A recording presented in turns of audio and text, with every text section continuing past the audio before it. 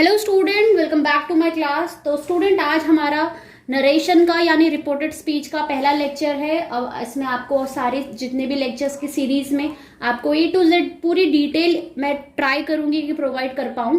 तो चलिए आज लेक्चर 1 स्टार्ट करते हैं। देखिए, सबसे पहले क्या है कि स्पीच, रिपोर्टेड स्पीच या नरेशन कथन से समझने से पहले हमें उसका बेसिक समझना बहुत जरूरी है। तो पहले स्पीच से शुरुआत करते हैं कि दरअसल ये स्पीच, ये भाषण होती है, एग्जैक्टली होता क्या है। देखिए, it is use to communicate with others, यानी कि जो ये स्पीच होती है, ये जो भाषण है, ये क्या जरिया है, क्या किसके लिए यूज करी जाती है? कम्युनिकेट यानी किसी दूसरों से बातचीत करने के लिए। Every communication involve one sender, message and the recipient. Recipient यानी कि सामने वाला, जो रिसीवर होता है, उस बात को सुनने वाला। तो कोई भी कम्युनिकेशन, कोई भी बातचीत को 3 चीजें चाहिए होती हैं। पहली क्या चाहिए होती है? भैया सेंडर, जो उसको कह रहा हो, क्या कह रहा हो वो मैसेज। और थर्ड रेसिपिएंट, यानी आप उसको रिसीवर का नाम भी दे सकते हैं। ये सारी चीजें हमारी चाहिए होती है किसको? एक कम्युनिकेशन को। स्पीच आपके देखिए 2 तरीके से होती है। जैसे हमेशा मैं आपको बताती भी हूँ कि जो हमारी बातें होती हैं वो 2 तरीकों से करी जाती है, एक फॉर्मल और एक इनफॉर्मल। तो जो स्पीच होती है वो भी आपके 2 तरीकों से करी जाती है। पहला होता है डायरेक्ट, दूसरा होता है इनडायरेक्ट। अब ये डायरेक्ट इनडायरेक्ट क्या होते हैं, चलो ये भी समझ लेते हैं पहले। डायरेक्ट स्पीच क्या होता है student? When we quote the exact word spoken by a person, यानी कि बिल्कुल वही शब्द जो सामने वाले ने बोले हैं उसको उसी के शब्दों की भाषा में, या उसके शब्द उसी के द्वारा जो भी उसने कहा है वो किसी और को बताना। जैसे कोई कुछ भी कहता है, कैसे सेंटेंस देखिए तब आपको इजी और हो जाएगा। ये एग्जैक्ट वर्ड जो है स्पोकन, यानी स्पोकन बाय अ पर्सन, जो उसको कह रहा हो। Siddharth said to Priyanka, I am going to the market. तो सिद्धार्थ ने प्रियंका से क्या कहा? डायरेक्टली क्या कहा कि भैया मैं कहाँ जा रहा हूँ? मैं जा रहा हूँ मार्केट। तो वेयर अ पर्सन, जहाँ पे एक इंसान दूसरे इंसान से डायरेक्टली कुछ कहता है, उसको हम कहते हैं डायरेक्ट स्पीच। जैसे मैं आपको बोलूंगी फटाफट से नोट बना लो, अपने स्टूडेंट्स को बोलूंगी कि नोट्स बना लो फटाफट से, जो भी प्रिपरेशंस होती हैं, जो भी आपका सिलेबस होता है उसके नोट्स बना लीजिए करें।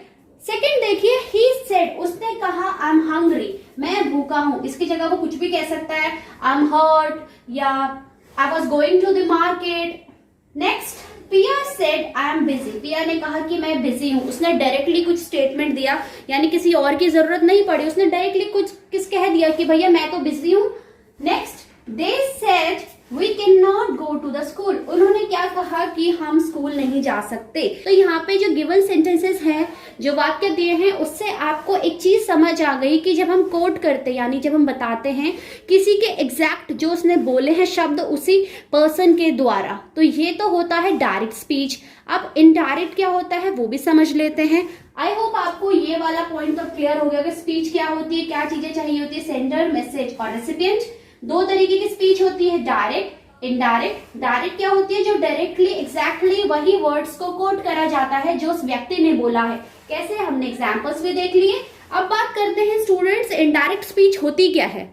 देखिए क्या लिखा हुआ है कि it means the reporting the message of the speaker in our own words, यानी कि कोई मैसेज किसी को बताना लेकिन अपने शब्दों में। कैसे? अभी हमने पहले पढ़ा था, डायरेक्ट जो होता है वो तो एग्जैक्टली वही वर्ड्स बताए जाते हैं जो स्पीकर ने बोले होते हैं, लेकिन इनडायरेक्ट में क्या होता है, आप उसके शब्दों को अपनी भाषा में या अपने तरीके से बोल सकते हो। कैसे? पिया said that she was busy, पहले वाले में हमने क्या पढ़ा था कि पिया सेड आई वॉज बिजी, या Piya said I am going to the school. तो यहाँ पे देखिए हम बोलेंगे सामने वाले से कि पिया ने हमसे कहा था कि वो बिजी है, यानी कि हम अपने तरीके से शब्दों को अपनी भाषा में, अपने माध्यम के तरीके से उसको बताते हैं। Siddharth told Rahul that he was going to the school, यानी कि सिद्धार्थ ने राहुल को बताया था कि वह स्कूल जा रहा था। यहाँ पे डायरेक्टली सिद्धार्थ नहीं बोल रहा है, या सिद्धार्थ राहुल को डायरेक्टली कुछ स्टेटमेंट्स नहीं दे रहा, हम बता रहे हैं कि उसने उसको कहा था कि भाई वो ऐसा कर रहा था। थर्ड देखिए, we said that we could go to the shop, हमने कहा कि हम शॉप पे जा सकते थे। दे सेड दैट, उन्होंने कहा था कि they worked in a hotel, वो एक होटल में काम करते थे। तो यहाँ पे कि जितने भी हमने सेंटेंसेस देखे, यहाँ पे डायरेक्टली हम स्पीकर की जो बातें हैं वो अपने शब्दों में बता रहे हैं, यानी कि जो भी वह कह रहा है वह उसके थ्रू नहीं हो रहा, वह हमारे थ्रू उस बात को डिलीवर करा जा रहा है। तो बेसिकली यही होता है आपका इनडायरेक्ट स्पीच की when we want to report what someone said without speech mark and without necessarily using exact the same words, we can use indirect speech. So ये था डायरेक्ट इनडायरेक्ट का। आई होप कि आपको recall हो जाए एक बार कि जब डायरेक्ट की बात होती है तब कोई जैसे कि ऑडियंस होगा, किसी स्पीकर के जो स्टेटमेंट होते हैं, उनके जो शब्द होते हैं या उनकी जो भी भाषा उसको एक्सप्रेस करती है एज इट, तो डायरेक्ट होता है। लेकिन अगर जब बात करें उनके शब्दों की, बात करते हैं इनडायरेक्ट की, तो उन शब्दों को स्पीकर के जो हम अपने तरीके से एक्सप्रेस करते हैं उसे इनडायरेक्ट कहा जाता है। तो ये होता है डायरेक्ट और इनडायरेक्ट स्पीच का डिफरेंस। अब बात करते हैं कि भैया ये रिपोर्टेड स्पीच क्या होती है, इतना बड़ा बड़ा नाम, तो चलिए वो भी समझ लेते हैं। ये भैया किस चिड़िया का नाम है, तो चलिए इस चिड़िया की हिस्ट्री समझते हैं। It is the other name of indirect speech, यानी कि यही इनडायरेक्ट स्पीच का दूसरा नाम होता है। अगर हम बोले सिनोनिम एक तरीके से उसका पर्यायवाची, तो ये उसका दूसरा नाम होता है। सेकेंड पॉइंट देखिए, it is also use to communicate what someone else said, ये भी यूज करा जाता है बातचीत के लिए कि कोई क्या कहता है, बट लेकिन without using the exact word, यानी कि वो जो शब्द उसने बोले थे उसको बिना यूज करे, ये कहा जाता है किसमें, रिपोर्टेड स्पीच में। थर्ड देखिए, we remove the inverted commas in indirect speech and replace it with that, यानी कि जो ये आपके इन्वर्टेड कॉमास हैं ये वाले, ये किससे रिप्लेस करे जाते हैं, दैट से। ये अलग अलग काइंड ऑफ सेंटेंसेस में अलग अलग टाइप ऑफ चीजें में बदलते रहते हैं, वो हमें आपको इसके बाद जो क्लासेस आने वाली हैं उसमें बताऊंगी। बस अभी आप नॉर्मल समझिए कि जो डबल इन्वर्टेड कॉमास होते हैं बेसिकली ये हमारे किससे रिमूव होते हैं, ये हमारे भैया दैट से रिमूव होते हैं। कैसे सेंटेंस है कि he said I am going to the shop, तो इसका जब ये हो गया डायरेक्ट और ये हो गया इसका इनडायरेक्ट। जब हमने इसका इनडायरेक्ट बनाया तो क्या बन गया, he said that he was going to the shop. Second, Piya said I can swim, Piya said that she could swim, तो ये डायरेक्ट था, ये इनडायरेक्ट था।